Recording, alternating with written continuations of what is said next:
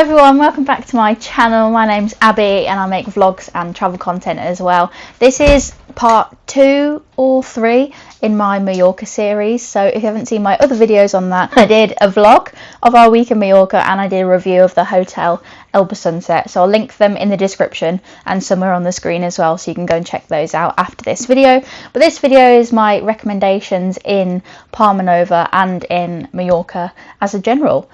What kind of activities we did, some restaurants that we went to, and if I'd recommend them. That sounds like something you're interested in, then stay tuned for this video, but let's get straight into it. So my number 1 excursion that we did on this trip was a boat trip. If you know me, you know that I love a boat trip, so we absolutely had to do one on this holiday. So we went with Oceana Boat Mallorca. They have loads of different packages. They do like a sunset flamenco one. We did a day trip to Palma with a saxophonist, which was really cool. So the trip that we went on was 10 AM till 2 PM and it took you from Magaluf to Palma, and then once you get to Palma they provide a coach back to Magaluf. On this occasion they actually picked us up from Palmanova Beach, so make sure that you sign up to their email list or their text messaging service, because we definitely got an update to say that we were going to be going from a different area, which actually worked out better for us because we knew exactly where we were going in Palmanova. But usually they go from Magaluf, but just bear that in mind. I don't know,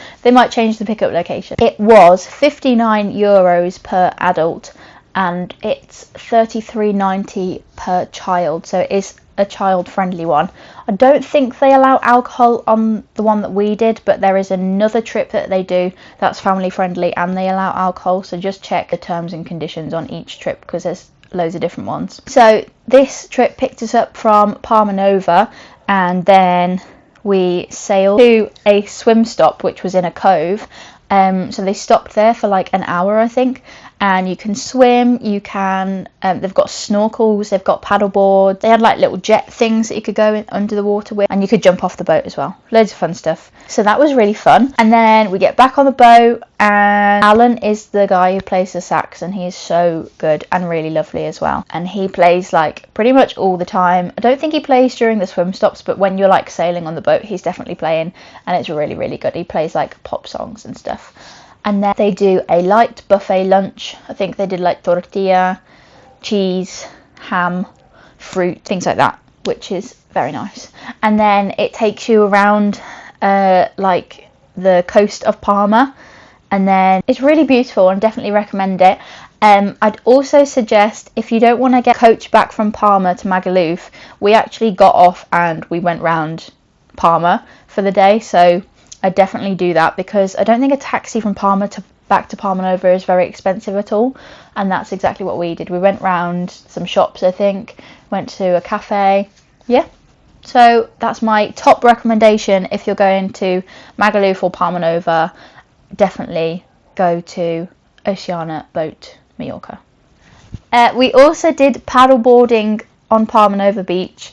I can't remember what company we used, but I think it's next to Vista, like the Cafe Vista. There's a few different companies. There's a company that does like electric paddleboarding as well, which looked cool, and I probably would have preferred that, but I know that Pablo really liked the normal paddleboarding, and it's not too expensive, I don't think. But there's loads of other water sports as well, and you find it on Palmanova Beach. There's like a water sport company and they'll explain everything to you.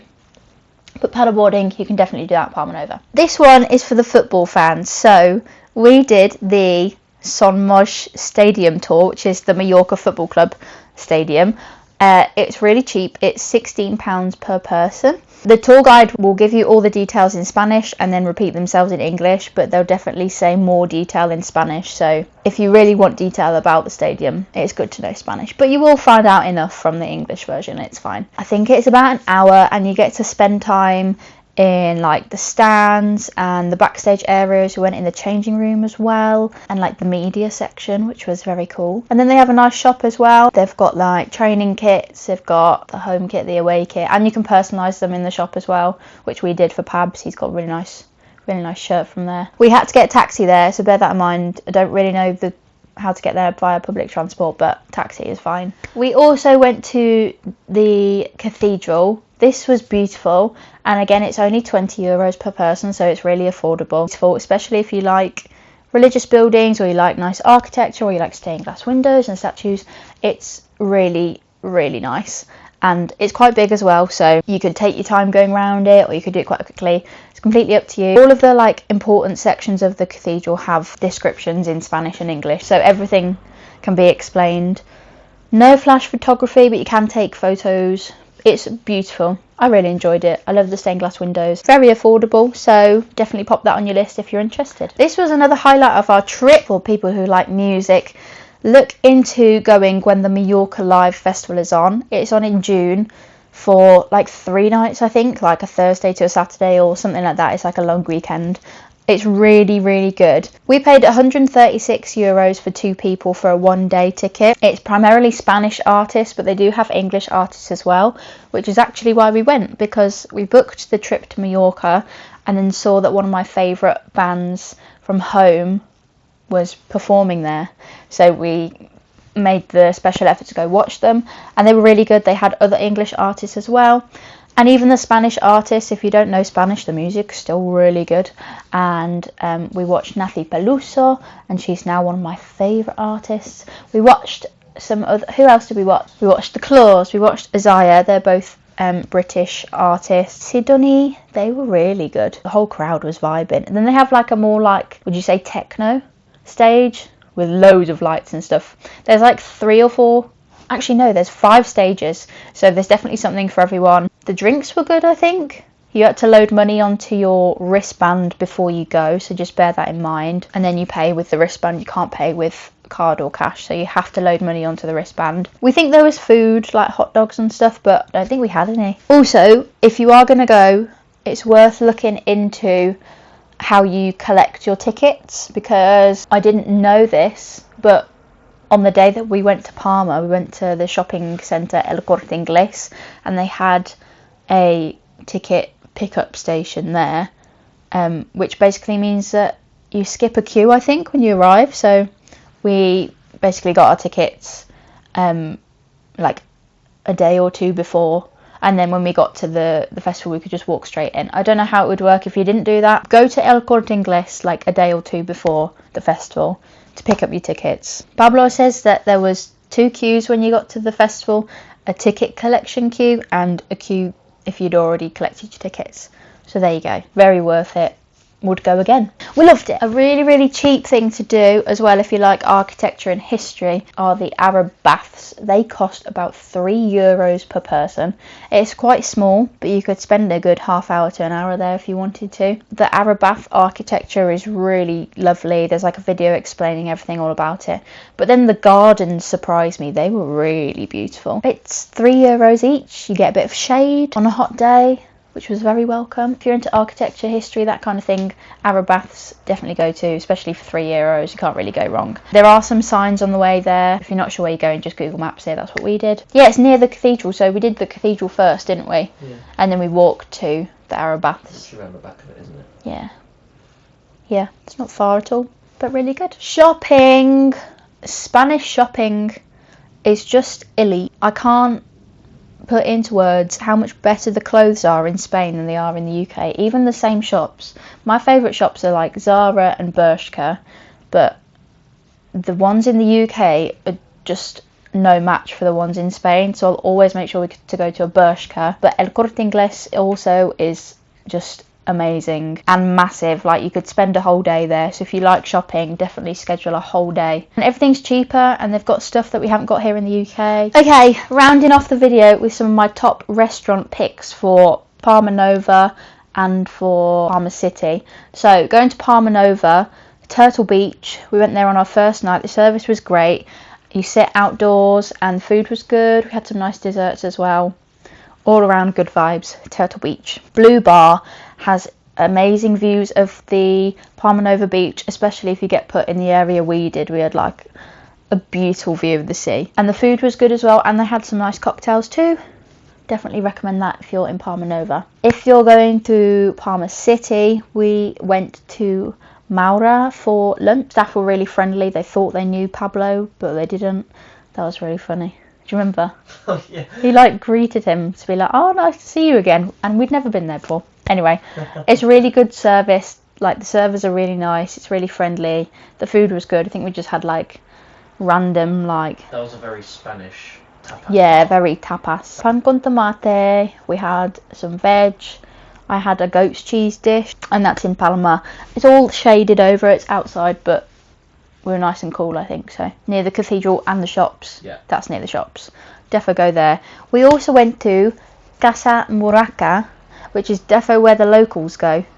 It was not touristy at all, but it's nice and cool inside. It's quite small, but the food is like all authentic. We had like gazpacho. Not very touristy, so if you like authentic Spanish food, this is where the locals went for their lunch break. So Pablo says that if you go to a more authentic Spanish food place and you have like dietary requirements or you're veggie or vegan, sometimes in Spain it can be really hard to eat as a veggie. But the good thing with going to like a more authentic Spanish, less touristy place is if you just ask them to make you a vegetable rice dish or something that's not on the menu, they will do that, and that's what they did for me. Which was very good because all I'd eaten that week so far was salads. Very good salads, but still salads nonetheless. We went to Claudio for gelato, just at the side of the road. Really good gelato, reasonably priced. Definitely needed on the hot days that we were there. Claudio for gelato. We also went to La Bodeguilla, which is a higher end restaurant and tapas bar. I didn't particularly enjoy it. Being veggie, I don't think there was much choice for me, but it was very expensive for what we had. Yeah.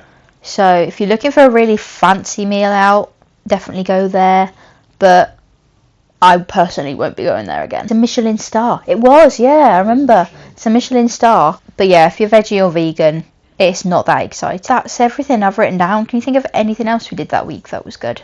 Oh, I forgot. In Palmanova, we went to Calvia Beach twice. We went there when we arrived for a lunch. Oh my god, yeah.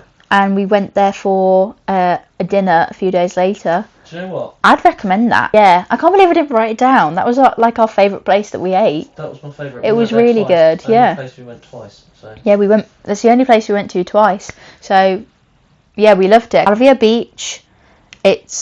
I think it's on Palmanova Beach actually, but it's a really nice vibe. I think there's indoor and outdoor seatings. Both times we sat outside. The cocktails were good. Did we have a sangria? And we had loads of tapas. And yeah, we went there twice. It was really good. Definitely recommend Calvia Beach. And they did a good white sangria. It's not white wine, but it's cider. I'm going to say that's our top restaurant pick for Palmanova. And even if you're not staying in Palmanova, just get yourself to Calvia Beach anyway. It was amazing. I think that brings us to the end of the video. So just to summarise, my top excursion would be Oceana boat Mallorca, if you like boats and if you like the sea. And my top restaurant pick is Calvia.